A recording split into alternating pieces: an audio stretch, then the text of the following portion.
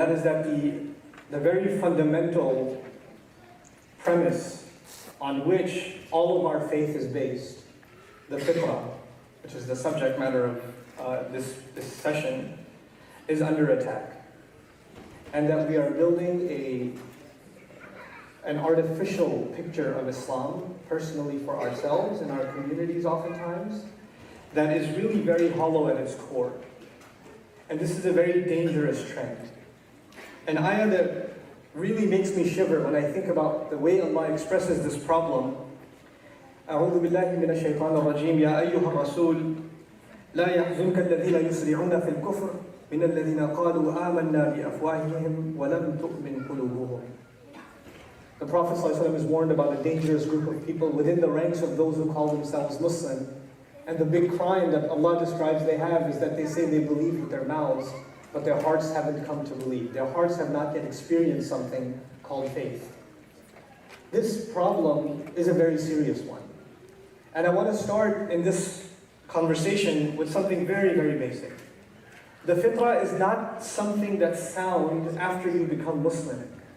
All human beings enjoy this predisposed sense of decency that Allah Azza wa Jal put and pre-programmed in all of us. A sense of commitment to truth, to fairness, to mercy, to courtesy, to respect for others, of gratitude, of appreciation, of having regard. These are things that aren't just something Muslims are concerned with. These are things that humanity was gifted with. And these are things that the Prophet ﷺ excelled in even before the revelation started coming to him. He was already at the height of his fitrah. And actually we would consider, at least in my limited understanding of the seerah of the Prophet ﷺ and the life of our Messenger, ﷺ, that predisposed decency that the Prophet lived up to, ﷺ, even before revelation came, gave him his credibility to carry the message of Islam. Not anybody can just carry any message and it will have weight.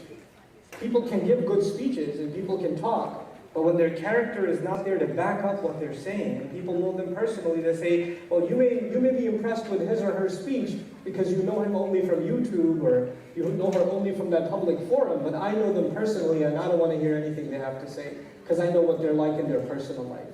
Which means there's something hollow. That wasn't the case with our Prophet ﷺ. There's a very deep introspection that all of us need, and actually people that are up on this podium and the people that are sitting in the audience, none of us are exception to this introspection. We all really, really carefully have to look deep inside and see what kind of people we've become. I want to get a little more specific. I want to leave generalities, inshallah ta'ala. I'm really worried, personally, about preserving my own fitrah and the fitrah of my children. They're growing up. My oldest daughter is 10 now, and I said this in khutbah today. I talked to her just a couple of days ago, and I said, I miss you. And she said, Abba, I'm sitting right here, why do you miss me? I was like, yeah, but you're not what you were when you were 2 years old. You're so innocent. You were something else. But it's still me. I was like, no, it's not you. And I'm going to miss this one in 3 years when you're a teenager, that crazy monster, that strange creature that... all of the sky and the earth, they fear. That thing, I fear when a teenage girl is inside my house. And I really, honestly, I do worry. Because the fitrah of all human beings, not just Muslims, the fitrah of all human beings is under attack by a conglomerate of multiple multi-billion-dollar interests that are destroying our fitrah. If you even read some basic statistics, like the filthy pornography industry, in its revenues, outdoes all of the tech sector combined. Google, Microsoft, you name it. You put all of those companies on one end, and the filth industry on the other, it outshines them in revenues. There are sociologists that are doing statistics now on what age the average child on this planet is exposed to this stuff. This is a crisis situation. I have to be ready to talk to my 10-year-old who, even if she goes to Islamic school or she's homeschooled or she's in public school, it doesn't even matter. I have to have the heart, the strength of heart, to sit her down and talk to her about the time when one of her friends is going to show her something on the phone. Or somebody's going to show her something on a mobile device. Even if we don't allow that in our home, she will be exposed to it. It's a fact. It's a reality now. Her fitra is in crisis. Her innocence is in crisis. She's going to be exposed to it. Aspects of our religion. The fitra is constantly under attack in the air we breathe today. It's constantly under attack. And so, what are the things that and this is a litmus test for you. I don't want to give you an academic discussion. Again, it's a heart-to-heart. It's something I've been talking to my wife about. It's something I've been talking to my cousins about. Because I'm worried about our family. And as you guys, Muslims, you're the extension of our family. We're all a family. We're bonded by this la ilaha illallah. So I worry about this for myself and all of you. Look, there's a personal litmus test. If, for example, you watch a movie. It's okay, you don't have to raise your hand, I know. You watch a movie, and you see something disgusting, and you know what I mean, and it doesn't bother you. You didn't flinch. You didn't bother to turn it off.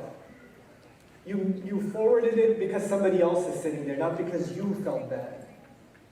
Then your fitra is dying. That thing Allah gave you is dying, if not already dead. Because you didn't even feel anything.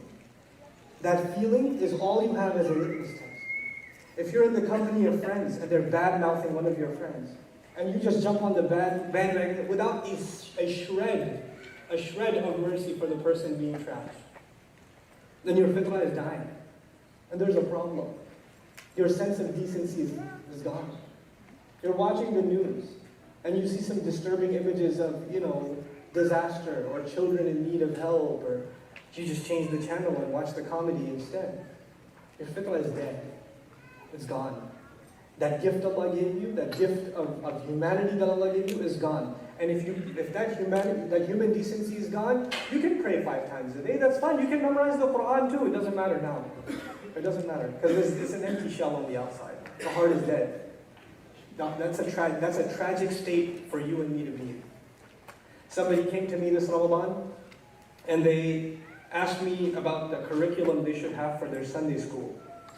Some people from the Midwest flew all the way to Dallas to randomly run into me in Tarawih and pull me over after Salat outside the masjid so I can give them a counseling session on how to execute their Sunday school curriculum, how much Arabic should they teach, how much tafsir should they teach, which dua books should the kids memorize, etc., etc., etc. You know how delusional we've become? How many Sunday schools across the country, and I think they're critical, but all we worry about is the outwardly of Islam. These kids are memorizing du'as, they're learning about the seerah of the Prophet ﷺ, and they're taking multiple choice question tests on it. And at the end of it all, nobody even dared to or cared to ask, hey, so how are things going at school? Do you really know why you're Muslim even? How do you feel about your parents? You know how many Muslim kids, if you had an honest conversation with you, will tell you, I hate my parents? You know how big a spiritual problem that is? How deep a spiritual problem that is? When you see kids sitting there and they're intelligent, they can pass a test. You give them any test, they'll pass it, and that's the same for Islam. You can learn hadith, you can learn tafsir, that's fine. That's just like, that's an intellectual ability. But it doesn't mean that you've become a better person. At all. At all. People come for it. I have a full-time program, and I tell them at the beginning of the year, if you're a bad human being, you will be a bad human being at the end of 9 months who can speak a little Arabic. This is not going to make you a better person. If that predisposed decency is dead, if it's gone. How many Hifz kids do I know? Hifz programs across our country here. And it's a tragedy. We're supposed to be thinking here. Kids that have memorized the Quran. And they're playing outside while Salat is going on, Maghrib, not Tarawih. Salat is going on, and they're playing outside waiting for playing basketball or watching a movie on YouTube or whatever, because the Hifz graduation ceremony is after Maghrib. And these are kids that have memorized Quran. And I don't blame the kids. I don't blame them. We didn't concern ourselves with their fitrah. So what plan of action do I have for my own children? I basically want to share some things with you. Some things that drive my thought, my discussions with my own children. Number one, I want to instill in them a sense of purpose. I constantly tell my girls, especially because they're older now, Allah put you on this earth for a reason. Allah wants you to do something for Him. You have to figure out what you're really, really good at, and then you're going to give it to Allah. You're going to find some way of doing that for Allah. Like I tell my older daughter, you're the older one, everybody wants to be like you. Your younger sister who always steals your clothes and takes your toys, etc. You know why? Because she wants to be like you. Well, you have to act like a leader. And she says, no, but she just takes my stuff. No. He loves you, that's why she wants to be like you. You have to act big. You have to act strong. Sibling rivalries are natural. But when I start seeing an evolution, and instead of fighting, she's taking care of her little brother and little sister, and she's saying, did you finish your dinner? Did you go to the bathroom? Mama said you better go to the bathroom. You know what happened last time? You know? When she does that, this is part of Fitrat. This is really a part of Fitrat. And then so a sense of purpose, good company. We have to make sure we and the people around us are in company that makes us better people. They're not company that reinforce our bad habits. Doesn't matter if I'm not even talking about religious people. You can have long beards and backbite. That's not what I'm talking about. I'm talking about people that you hang out with that make you better fathers, that make you better sons, that make you better neighbors, that you actually do good things with other than talk. You do stuff with them. Good company is absolutely critical for ourselves, and we have to hunt it out for our children. Even if you have to move to a neighborhood where you know other people are raising their kids in a good way, and your kids can be friends with their kids, it's a good idea. It's worth it. It's worth the sacrifice. Then, of course, there's hands-on lessons. You can talk about the Prophet ﷺ being charitable, but what does that mean to a child if you're not asking them to give up their favorite toy? What does that mean to a child when you don't, when you take them shopping for Eid, they didn't go for themselves. They went for their cousins and got them gifts. They learned not to even ask for themselves. Because you're instilling something in them. Giving lessons about charity in a lecture and a talk is different. Hands-on experience is something entirely different. We are overindulging ourselves and our families, and it's creating a culture of ingratitude. We're just taking everything for granted, and it's destroying our fitrah. Then, of course, the big one, the big two or three, I'll just mention two and I'll end, inshallah, and that is respect. One of the things that's destroyed the predisposed human decency in our culture is a lack of regard for all things. There is nothing that isn't open to criticism. Nothing. Everything can be made fun of. Everything can be criticized. Everything should have a star rating. Whether it's the book of Allah, whether it's your parents, whether it's your teachers, whether it's the school you go to. And you know what that does as a culture? When you're constantly thinking about criticizing and you're the customer and you're supposed to be pleased and you're in the position of judging everything else. Oh, this is good, but, that's good, but, ask people, religious community, right? The religious community, ask them, what do you think about your masjid? Yeah, it's got a lot of problems, it's got da-da-da-da-da-da-da-da. Nobody ever starts, alhamdulillah, we have a masjid, we actually have the ability, Allah gave us the rizq to buy a house next door to the masjid, we get to hear the adhan and go make salat in the masjid. There are some issues, but who doesn't have issues? We're all human beings, may Allah help us through. Nobody talks like that. Everybody begins with all the problems in their masjid, how much they hate their imam, and how much the board members don't understand anything, and how the youth are so messed up, and how the parking at the front, oh my God. We're just a complaining people. That kills your fitrah, you know that? That you're pre-programmed to criticize and not to be grateful. And I'm the same way. We're in that consumer mentality, and we have to snap out of that. Respect for things is the first step towards appreciating things. Respect for teachers. Respect, your kids have non-Muslim teachers. That means they don't deserve respect, the utmost respect. They're giving knowledge. My children's math teachers, science teachers, English teachers. Doesn't matter if they're Muslim or not. They deserve the utmost respect. Elders deserve the utmost respect. Something I really appreciated about moving to Texas. I moved to Texas about 3-4 years ago. At least in the neighborhood that I'm in. Alhamdulillah.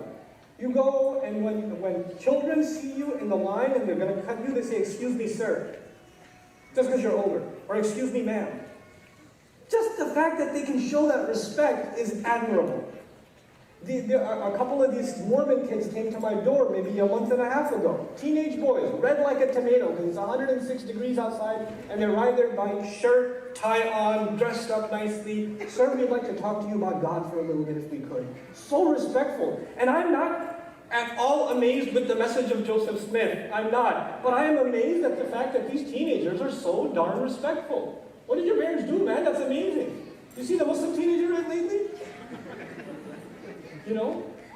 Not to mention the level of commitment to not have an iPod or PS3 and to be out in the heat to go deliver God's word or what you think is God's word. That's admirable. We have to learn from some other communities about how they're raising their children. We've lost some of these basics. We have those teachings in our books, but that's all they are now. They're just in our books. They're not making their way into reality. We're giving lectures about being charitable and not being wasteful, and we are the people that throw the most food away after every iftar and every masjid in America. We're the ones that talk about Allah having given us this earth as an amana, and we probably produce more plastic waste as a people than anybody else. Isn't that something? There's something off. There's something missing. Fitra is missing. Respect and regard for others is missing. This has to be reinstilled. And then on top of that, we teach our children the salat, and the dua, and the tajweed, and the Quran, and the seerah, and the fiqh. Yes, all of those things are absolutely critical, but when that basic decency isn't built, all of that is shallow. And they will learn it, and they will throw it up when the time comes. They won't hold on to any of it. They won't hold on to any of it. Finally, the last thing I hope to instill into my children, when they get to the age, reflection. I'd like them to be people of reflection. And reflection is not that you read somebody else's reflection. You have to become a person of deep thought yourself. You know, you don't do that unless you become a person of reading, a person of writing your thoughts, a person that appreciates literature, because that builds thought, that builds understanding. And that, to me, actually, the greatest manual for developing reflection is the Quran. Really. And I'm not talking about studying an academic tafsir of the Quran, even a discussion, a baseline discussion about the Quran with our family, ayah by ayah, little by little, based on scholarly sources, but in easy language. You know what that does? It prepares them for a life of reflection. It really does. They start seeing the world through the ayat of Allah. That's what we want. We don't want this book to be sitting in a shelf. We don't want it to be something that's recited beautifully alone.